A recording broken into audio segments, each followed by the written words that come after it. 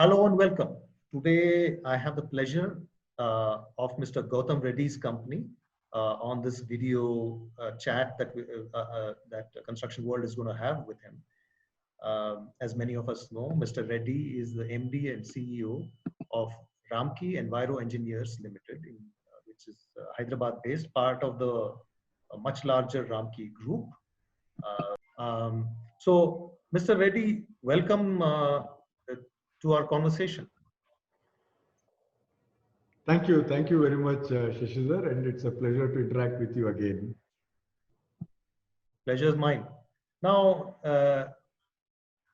I really want to understand one thing, which is, you've been in waste to energy, a lot.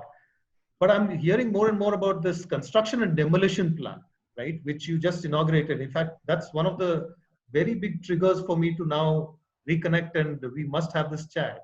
What is a C&D plant? So if you look at, there are multiple kinds of waste in the society. One is the municipal waste, which we generate in houses or restaurants or hotels. This is all domestic waste. There's biomedical waste, there's hazardous waste, there's electronic waste, there is nuclear waste, multitude of waste. But one of the other waste which has historically been a neglected one is a construction demolition waste. In the process of building a house or in the process of demolishing a house, there's a lot of waste generated. All of the debris that comes out of demolition or during excavation for a new construction, there's a lot of wastage materials. Today, what is happening to this material across the country? If you look at, they put it on the roadside, or they go and put it in a park, or they go and put it in a playground, because that's the only open place available. Nobody will let you put it in somebody else's house. So this basically is occupying either a pedestrian's pathway, or a motorist pathway, or a playground for a public, or a children's park area. And all of this is a real public nuisance. It doesn't smell, it's not dangerous, but it's a public nuisance because it occupies a lot of space and distracts a lot of traffic. Now, there has been a lot of thought across the country, and we have done a lot of research on this subject and finally figured out that this waste should be recovered. So if you look at the hierarchy in environment, reduce is the first hierarchy, which means don't generate waste, reduce it. The second in the hierarchy of any waste management, any of the waste I've told, is reuse. So if you can reuse it, put it back to use. If you can't reuse, recycle. So reduce, reuse, recycle. The 3 R's of environmental pillar is reduce, reuse, recycle. If you can't, then you think of disposal. That's the hierarchy.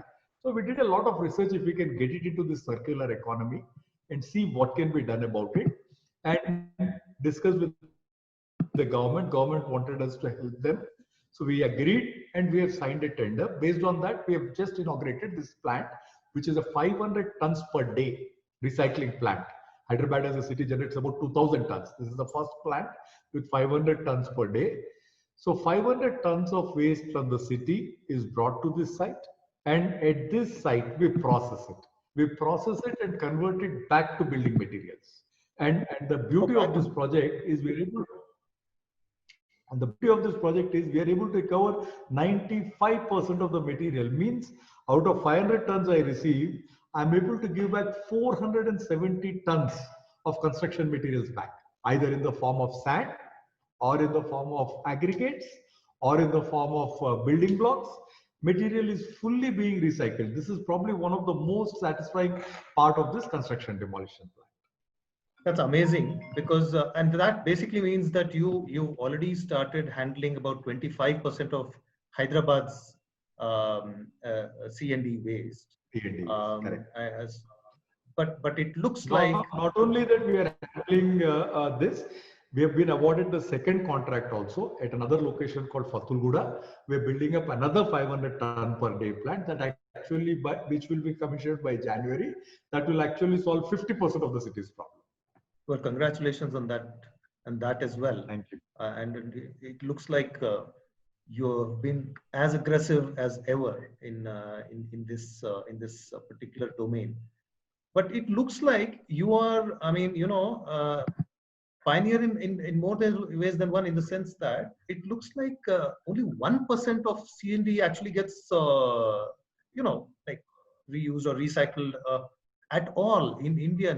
Is that a surprising number? I mean, surprisingly low number according to you? Is it different abroad, for example? I mean, you have some experience abroad in waste to energy, not yet in C&D, as I understand, correct? You're right. See, I'll put it this way. In many parts of the world, whether you go to Singapore, Australia, US, and all of these places, the construction demolition waste is a very different nature. You'll find a lot of wood and a lot of fibrous materials. Whereas in India, you find 90% of this in the form of cement aggregates. Yeah. So the technology had to be developed indigenously. Nobody has building structures like India. Indian building structures are very different. And therefore, we had to put in a lot of time and research to come to what is the right solution. And then we brought in a combination of sieves, shredders, ballistic separation, liquid separation, and grinding as a combination. And we've brought in a technology which I don't think any part of the world they're able to recover 95%. We are now able to recover 95% of the materials. So I think it's a wonderful achievement for the country.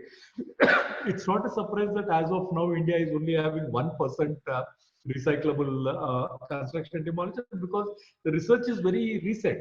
And a lot of people are, I would still say the research is on. I mean, we are still, while executing the work, we're still doing some research is what I would say. So it's going to take some more time for better quality products and better development. But today, I'm already happy because the sand we are generating is at par or better than the river sand. The quality is fantastic. Same is the case with aggregates. Very good quality 40 mm and 20 mm aggregates and 8 mm aggregates are being generated. Very nice paver blocks and tiles are being generated. So the product quality is at par or better than virgin products and 95% from recycled material. So nothing can be better from this project. So one thing about international projects per se, you know, it could be recycling or it could be anything else. It is normally said that it's much more efficient if you go abroad. Apart from the material, do you find any other kind of difference that makes your job probably more efficient abroad or less efficient abroad? For sure, the developed economy is more efficient. There's no doubt about it. If you, for example, go to US or UK or any parts of Europe and look at the waste collection, transport, and disposal mechanism, it's become so streamlined. Every resident actually knows which day, what time he has to take the trash can out and put it outside. Until then, it's inside his house. Tuesday morning, 11 o'clock is going to be his pickup time.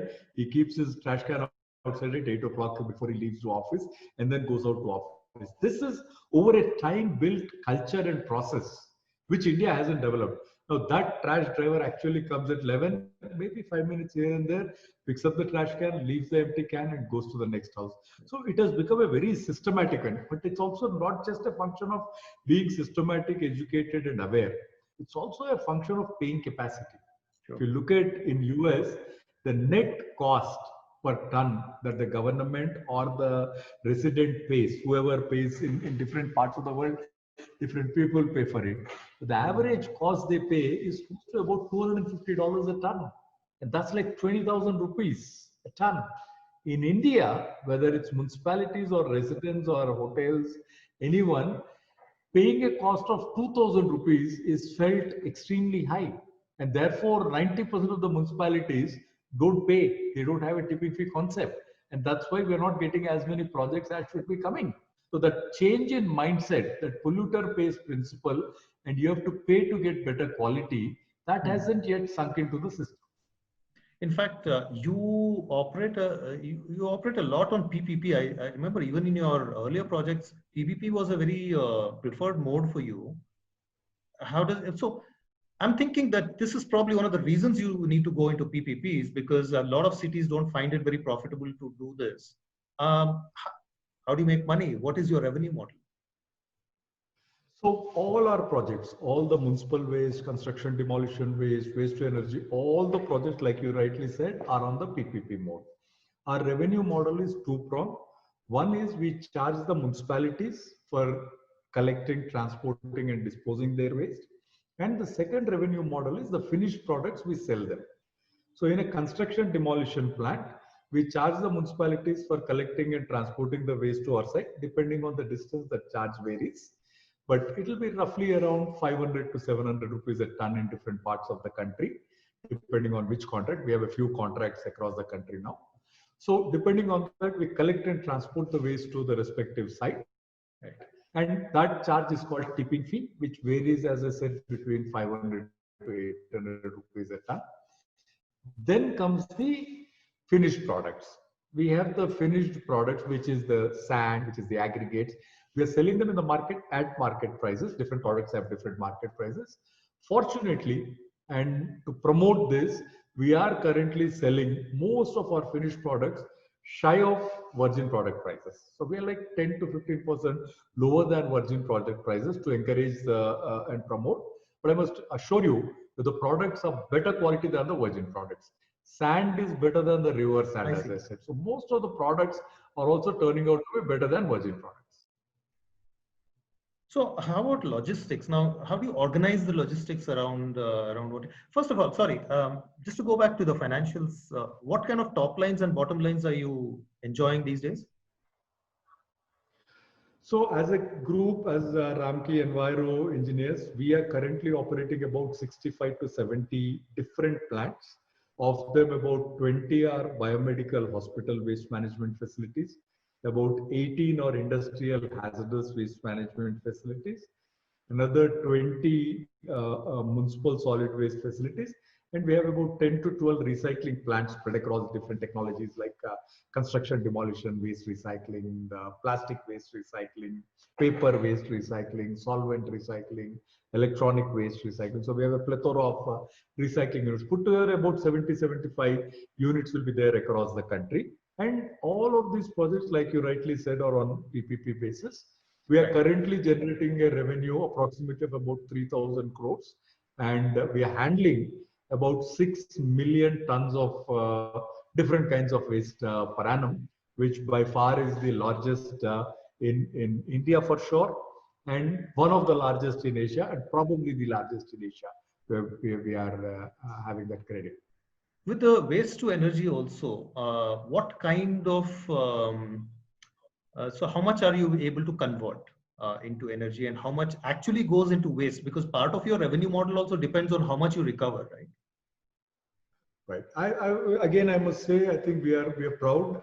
Yesterday, we inaugurated another waste to energy project in Hyderabad. With this, the total installed capacity in India is about 87 megawatts, of which 44 megawatt, which is more than 50% of the installed capacity, is built and operated by us. These are very large, elaborate plants, very high on capex. On average, today, the capex for a waste to energy plant is close to 25 crores per megawatt. And these plants are doing a phenomenal job. China, for example, today has about 500 waste to energy plants. India will also have no choice but to get to that level and generate approximately about 4,000 to 5,000 megawatts of power from these 400, 500 waste to energy plant, where we are today less than 100 megawatts, and we are on track. We are working towards that. Now, waste to energy as a technology has now emerged quite well with a good reciprocating grade technology and a good gas cleaning system technology. The plants have emerged quite well, and the plant that we have started in Hyderabad, as I said, in municipal waste also the system is very similar. We charge the municipalities for collecting, transporting, and disposing the waste, which is called the tipping fee, which is, as I said, in India today between 2,000 to 3,000 rupees a ton, depending on the size of the municipality. And once the waste is received, we have multiple products that are generated. One product that is generated is compost, which is organic manure, which is equivalent to a chemical fertilizer. Some recyclables like plastic, paper, metal are recovered at the source for some segregation. Some RDF, which is called refuse-derived fuel, fuel generated from waste materials, some of which is directly sold to cement industries or boilers as fuel. And because the offtake of fuel is not commensurate with the generation, We are generating a lot of refuse-derived fuel, but we're not able to get adequate offtake from Wow. cement industries or boilers. Therefore, we have started establishing our own waste-to-energy plants. And these waste-to-energy plants with high capex, but good on technology, are now probably state-of-the-art. And as I said, 400-500 such plants are sure to come across the country. And they reduce the volume of waste by 10%. And number two, they burn the waste and convert it into heat. The technology is very simple and straight. Yeah. You burn the waste at high temperature. This high temperature gas is running through a steam boiler tubes, and inside the boiler tubes, the water gets converted to steam. The steam is taken to a steam turbine, which converts steam into electrical energy. The residual flue gas is cleaned through a gas cleaning system. The technology and the process is simple, but because we are handling heterogeneous materials, the engineering is very challenging, and therefore high capex for these plants. One of the other things that you mentioned is logistical challenges, right? I mean, because both upstream and downstream, it must be quite a challenge. I mean, also you have to deal probably with local contractors, etc. Do you work in collaboration or competition? How do you work on that? See, we by virtue of handling 6 million tons of waste by collecting, transporting, treating, and disposing the waste, we also emerged to be one of the large transport contractors in the country. We by ourselves own close to about a fleet of 2,000 trucks in different parts of the city handling different kinds of waste. So logistics is a big challenge in India. And as you would notice, I mean, we operate most of our transport system in compliance with the laws, which is a closed container, compacted waste transport, and ensuring that no spillage and all happens. But if you look at in India today, 90% of the waste even today gets transported in very unhygienic, open tippers, spilling the waste and releasing stench throughout their drive. Our intention is to change it to the modern transport system, which have the tailgate compactors like the ones that we see in US, UK, and Europe, where waste is in complete closed container and you can happily walk next to a garbage truck, which you can't do in India. Yes, yes.